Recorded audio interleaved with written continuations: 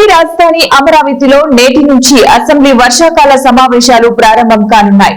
ఇవాళ ఉదయం 9 గంటలకు శాసనసభ సమావేశాలు ప్రారంభమవుతాయి. అలాగే 10 గంటలకు శాసనమండలి సమావేశాలు ప్రారంభం కానున్నాయి. ఇవాల్టి ఉభయ సభలు ప్రశ్నోత్తరాలతో ప్రారంభం కానున్నాయి. అసెంబ్లీ వాయిదా పడిన తర్వాత బీఏసీ సమావేశం జరిగింది.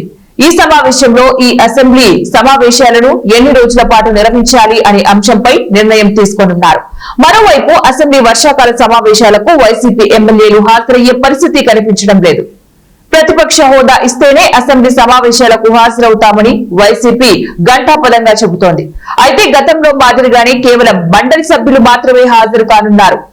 ఇదిలా ఉండగా ఎమ్మెల్యేలంతా అసెంబ్లీకి రావాలని కోరుతున్నారని స్పీకర్ అయ్యన్న పాత్రుడు అన్నారు.